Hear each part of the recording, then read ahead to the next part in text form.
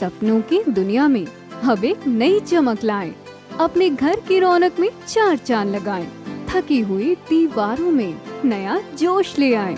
इंटेलेक्स paints के संग जिंदगी में कुछ अच्छी यादों को बनाएं। पेश है इंटेलेक्स के डिफरेंट वैरायटीज में उपलब्ध शानदार और बेहतरीन पेंट्स, जिसमें शामिल है एंटी क्रैक टेक्नोलॉजी से बना signature interior and exterior luxury immersion paint, जो आपके घर को दे एक नया लुक। संपर्क करें 180021234494 पर।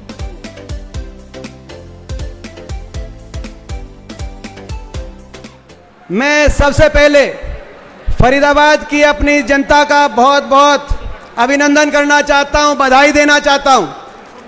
आज तक मैं नहीं मानता फरीदाबाद में इतनी बड़ी जनसभा मैंने अपने जीवन में पहले कभी देखी। इतनी बड़ी हाजिरी, इतनी बड़ी संख्या में आप लोग यहाँ पे आए, मैं आपको बधाई देता हूँ, आपको सैल्यूट भी करना चाहता हूँ, क्योंकि मुझे पता है आप बहुत परेशान हैं। कई दिनों से अच्छे से नींद आई नहीं, बिजली के कट रात में इतनी बार लगते हैं कि ये समझ में नहीं आता कि कट में बिजली है, बिजली में कट है। आप लोग कई दिन से सोए नहीं थे। कल हुड्डा साहब यहाँ पे आ गए फरीदाबाद में, तो कल रात को लाइट आई होगी। आई थी कि नहीं आई थी कल रात को लाइट? आपसे डर के आई थी कल रात को।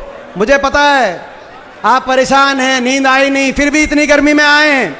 मुझे पता है, मैं सैल्यूट इसलिए भी करना चाहता हूँ आपको।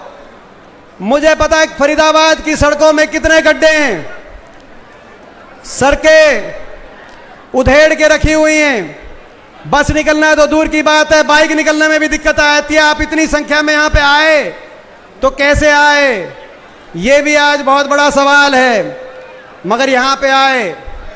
फरीदाबाद में केवल बिजली की और सड़कों की दुर्दशा नहीं, साथ में यहाँ पे बिल्डिंग है, यहाँ से आप देख सकते हैं, शायद 7 लगती बिल्डिंग है। नगर निगम कहा जाता है उस बिल्डिंग को, फरीदाबाद नगर निगम। वो नगर निगम है या नरक निगम है भाजपा के शासन में? आपने उनको सहारा दिया।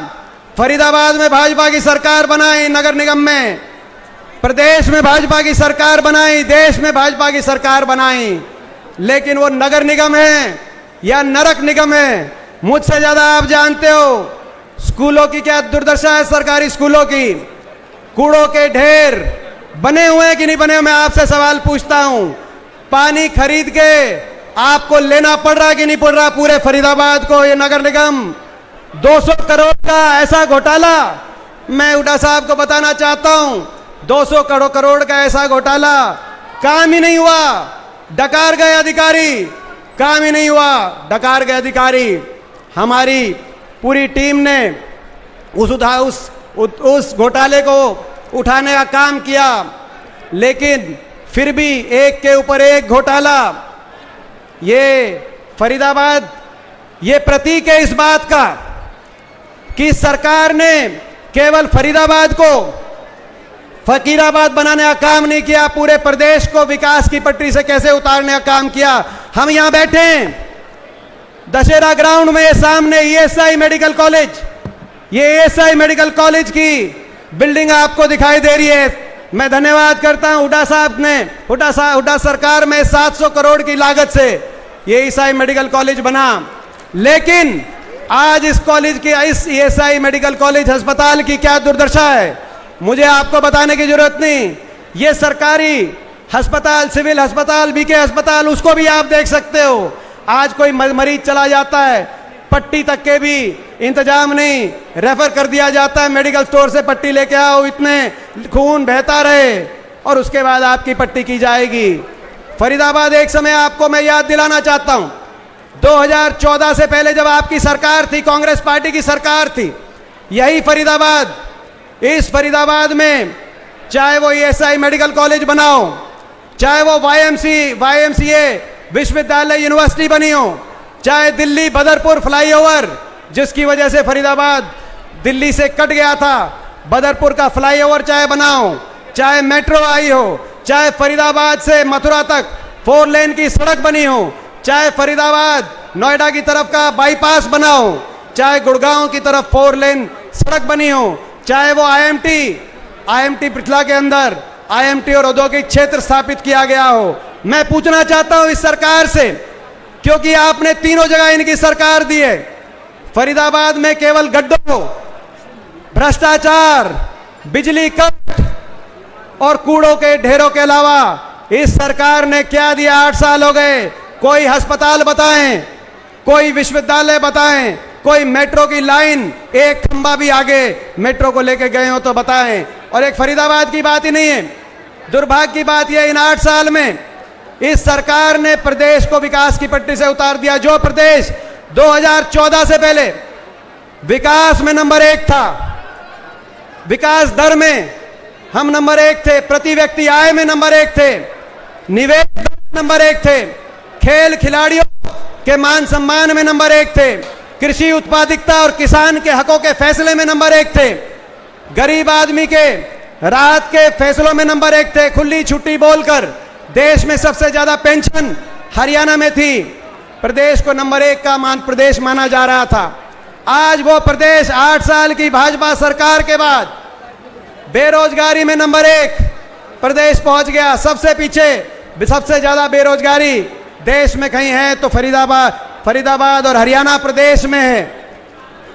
बेरोजगारी में नंबर 1, महंगाई में हम नंबर 1। पहले डीजल पेट्रोल हरियाणा में था, वैट सबसे कम थी, अब सबसे महंगा डीजल पेट्रोल हरियाणा के अंदर है। भ्रष्टाचार में नंबर 1।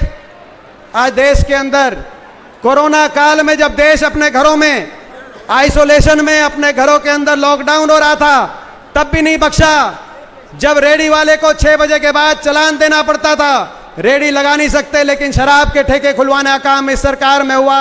शराब घोटाले से लेकर खनन घोटाला तक, फरीदाबाद निगम घोटाले से लेकर ग्वाल पहाड़ी और मेट्रो घोटाले तक, एक के बाद एक घोटाले, भर्ती घोटाला, एक के बाद एक भर्ती घोटाला, युवाओं को बेरोजगारी की तरफ झोंक दिया इस सरकार ने।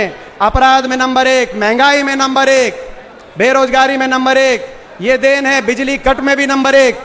मैं देख रहा था अखबार में, कल अखबार में आया हुआ था देश में बिजली संकट है, लेकिन सबसे ज्यादा अगर बिजली कट की कहीं समस्या है तो वो समस्या हरियाणा के अंदर सबसे लंबे कट हो रहे हैं। बिजली कट में भी नंबर 1 पहुंचा दिया। 8 साल से एक बिजली का कारखाना नहीं लगाया।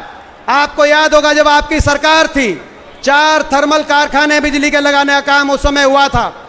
4000 मेगावाट से आज 9 साल के अंदर हुड्डा सरकार में 12000 मेगावाट तक बिजली की उपलब्धता सुनिश्चित कराने का काम हुआ था।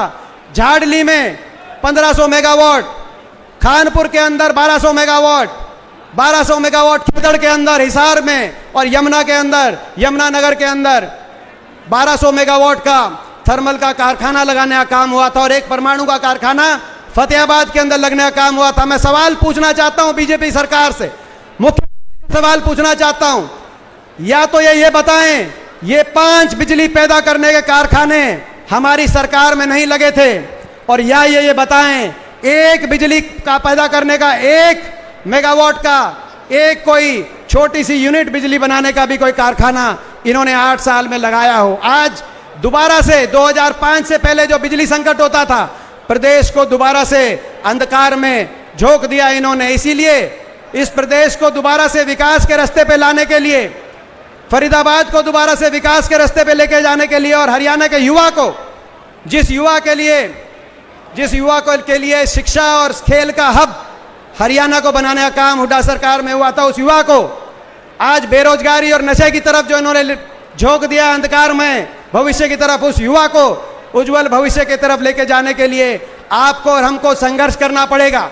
मैं धन्यवाद करना चाहता हूं कांग्रेस आलाकमान का, श्रीमती सोनिया गांधी जी का, राहुल गांधी जी का और प्रियंका जी का, कि उन्होंने इतना बड़ा भरोसा, इतना विश्वास चौधरी भूपेंद्र सिंह हुड्डा जी पे जताया। मैं उनका धन्यवाद करना चाहता हूं।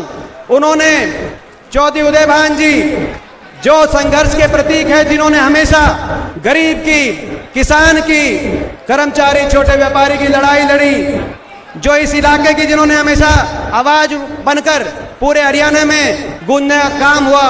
मैं धन्यवाद करता हूं ऐसे कर्मठ, ऐसे मृदुल भाषी, सबको मान सम्मान देके चलने वाले व्यक्ति को उन्होंने कांग्रेस पार्टी कमान हरियाणा के अंदर सौंपने का काम किया। मैं उनका धन्यवाद करता हूं। टीम उन्होंने बना दी है। मैं आपसे पूछना चाहता हूं, इस टीम के नेतृत्व में, हुड्डा साहब के नेतृत्व में हम सब मेहनत करेंगे। मैं आप सबसे पूछना चाहता हूं, हरियाणा को दोबारा से विकास, तरक्की और खुशहाली के रास्ते पे लेके जाने के लिए आप इस संघर्ष में फरीदाबाद का पूरा साथ मिलेगा कि नहीं मिलेगा, मैं आप सबसे पूछना चाहता हूं। मैं सबसे पूछना, एक बार हाथ खड़ा करके सभी साथी बताएं इस संघर्ष में। और मैं कहना चाहता हूं, टीम को क्या कहना चाहता हूं, विजय भाई को भी कहना चाहता हूं। मैं देख रहा था आप इतनी मेहनत में लगे हुए थे, लेकिन भाई आपको भी उलाहना देना चाहता हूं। कुछ ना कुछ आज इंतजाम में, या तो आपको अंदाजा नहीं था इतने लोग आएंगे। मैं तो लेट भी इसीलिए आया, चारों तरफ जलूस आ रहे थे, पंडाल भरा हुआ था। कैसी मुश्किलों से इस पंडाल तक हम पहुंचे हैं हम जानते हैं।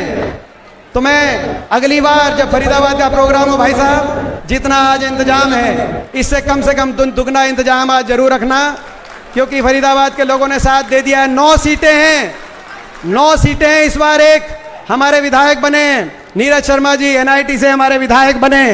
उन्होंने भी फरीदाबाद निगम की भ्रष्टाचार के लिए बहुत आवाज उठाने का काम किया।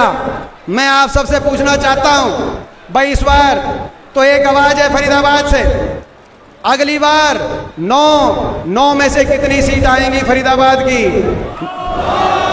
कितनी आएंगी? ये पक्की बात। मैं